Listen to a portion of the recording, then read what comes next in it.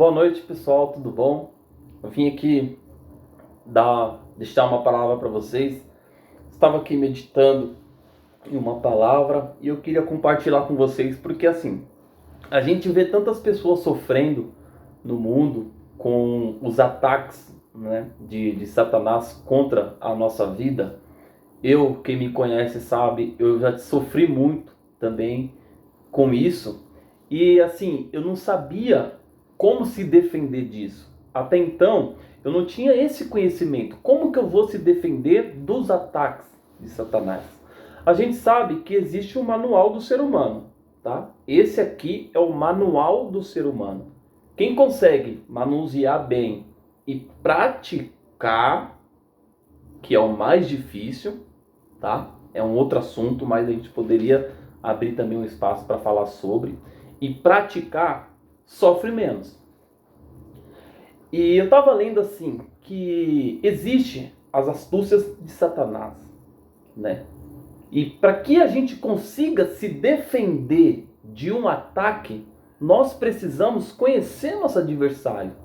Se nós estivermos numa guerra, como que a gente tem que se defender? Conhecendo os ataques, da onde vai vir um míssil? Da onde é possível eles entrar com navio, com tanque de guerra, a parte aérea? Então a gente tem que conhecer o nosso adversário. Quais são os possíveis ataques que ele tem contra mim? E a maioria das vezes, se não todas as vezes, os ataques de Satanás está em 3 áreas, tá? A primeira área são os olhos, a segunda, nossa carne, e a terceira, soberba da vida. Tá, para isso a gente tem que ter fundamentos, tá bom? Então vamos lá. 1 João, no capítulo 2, eu vou ler o versículo 16 e o versículo 17. Diz assim: porque tudo o que há no mundo, a concupiscência da carne, a concupiscência dos olhos e a soberba da vida. 3. Não é do Pai, mas do mundo. E o mundo passa, e a sua concupiscência, mas aquele que faz a vontade de Deus permanece para sempre. Então, os ataques de Satanás vêm por 3 áreas: os olhos, a carne e a soberba da vida, certo? Vamos lá, eu vou dar 2 exemplos na Bíblia de quem caiu nos ataques porque não vigiou e de quem venceu esses ataques. Vamos lá, eu não vou contextualizar tanto falando de Davi. Quem conhece a história vai entender o que eu estou falando. Quem não conhece vai entender da mesma forma, da maneira que eu vou expressar. Davi, ele era um homem de guerra, né? Ele era rei. E ele era para ter ido numa guerra e ele não foi. E ele estava no palácio. Vamos supor que ele sai na varanda ali do palácio, ele olha e avista uma mulher se banhando, certo? O que ele fez? Avistou olhos. Olhos. Então ali, Davi viu uma mulher nua se banhando e ele não se cuidou, certo? Conforme ele avistou, o que aconteceu? Desejo da carne. Eu quero essa mulher, né? Vamos supor, né? Que linda, né? O desejo bateu na carne. Davi também não vigiou. E vamos supor que Davi manda um soldado dele, vá, busca a mulher e traga aqui. E o soldado diz: não, Davi, não pode, mas a mulher é casada, você não pode fazer isso. Olha onde está a soberba da vida. Davi, né? Vamos supor, traga porque eu sou rei, eu tenho tudo, eu sou dono de tudo, eu sou Davi, eu sou rei, traga aqui, olha a soberba da vida. O que acontece? Davi cai. Satanás atingiu as 3 áreas: os olhos, carne e a soberba da vida. Esse foi um cara que perdeu, que errou, que falhou. E agora vamos para um cara que é o cara extraordinário. Esse é o cara. Esse é o cara que venceu. Nós temos que ter fundamento, tá? Vamos para Mateus capítulo 4. Abrir aqui, só um pouquinho. Mateus capítulo 4. Diz assim: a tentação de Jesus. Então, foi conduzido Jesus pelo Espírito ao deserto, para ser tentado pelo diabo. E tendo jejuado 40 dias e 40 noites, depois teve fome. Opa!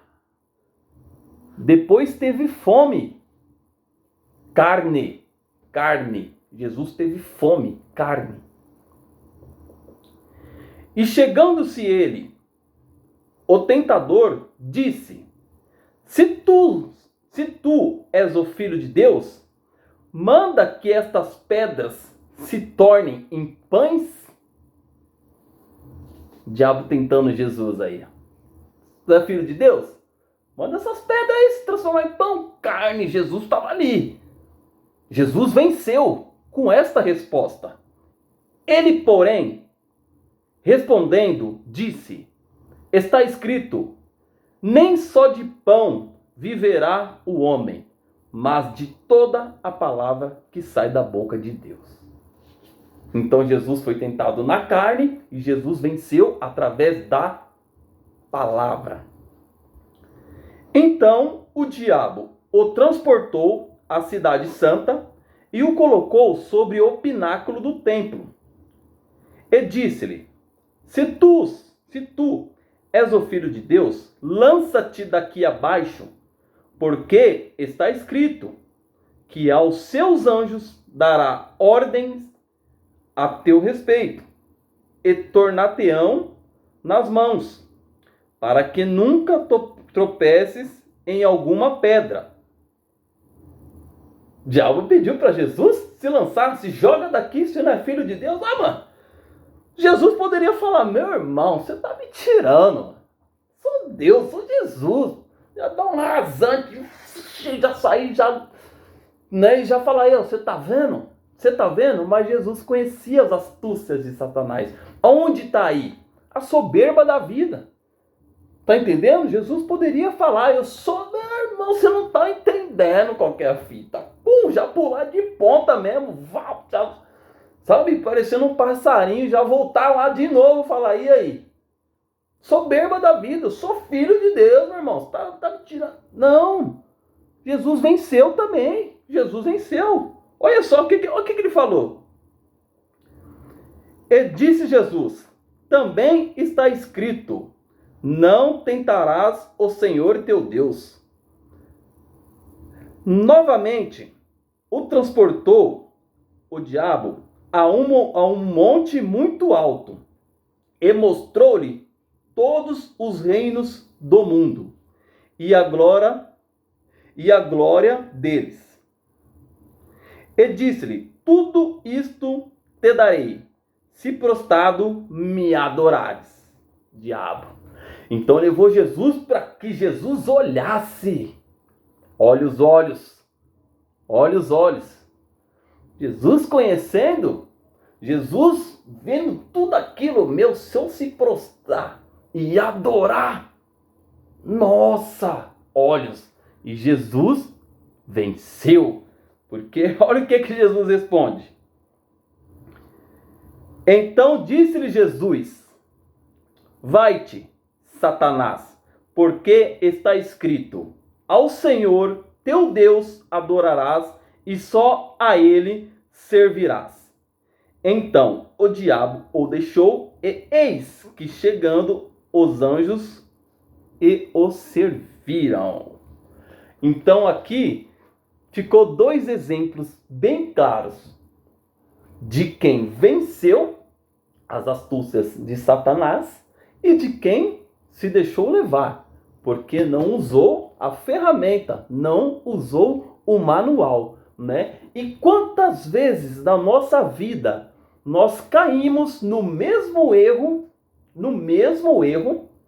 sabemos que vamos cair, às vezes temos o pensamento de que vamos cair e caímos no mesmo erro por falta de usar o nosso manual, por falta de usar a palavra, o conhecimento. Porque diversas vezes o que nos faz pecar, o que nos faz errar, são os nossos olhos. Olhamos e deixamos que aquilo entre no nosso coração e que isso transforme um desejo que vem para a nossa carne. Eu quero. Você já esquece de tudo, acaba deixando tudo de lado e vem a soberba da vida. Eu trabalhei, eu fiz, o dinheiro é meu, eu faço o que eu quiser. Eu não tô nem aí, fui eu que fiz, eu que estudei, eu que fiz, eu que não sei o que, eu que tudo. A soberba da vida é tiro e queda. Caiu, é choro, é tristeza, é depressão, é ficar deprimido. Você acaba com o ambiente que você tá, você acaba com os seus amigos que botam uma fé em você, trocam uma ideia com você e por falta de sabedoria, por falta de obediência, a gente acaba com tudo. Então, aqui ficou 2 grandes exemplos de quem caiu e de quem acertou. E as dicas. Satanás, ele vai te tentar em 3 áreas. Nos teus olhos, na tua carne, desejo, e na soberba da vida. Pegou? Tome cuidado. E que Deus abençoe sua vida. E que você possa ajudar muitas pessoas que estão ao seu lado. E principalmente você. Porque nessa longa jornada da minha vida, eu vim aprendendo que a parada toda está no espiritual, meu irmão. Se você cuidou do seu espiritual, se você se encheu ao ponto de transbordar, você consegue ajudar as pessoas que estão ao seu lado. Como é que você vai ajudar alguém que está do seu lado se você ainda não se ajudou? Se você não conseguiu se ajudar? Como é que um cego vai guiar outro cego? Não faz sentido. Ambos cairão no abismo, no buraco. Então, primeiro temos que nos encher, nos transbordar, para que isso comece a jorrar para outras pessoas. E nós começamos a ser o sal da terra em qualquer lugar, em qualquer ambiente que a gente tiver. Meu irmão, errar todo mundo vai errar. Paulo diz que todos nós pecamos, todos somos pecadores, destituídos, estamos da glória de Deus.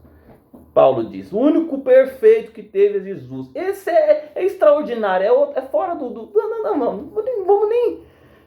É tudo, é o nome mais pesquisado na internet, Jesus Cristo.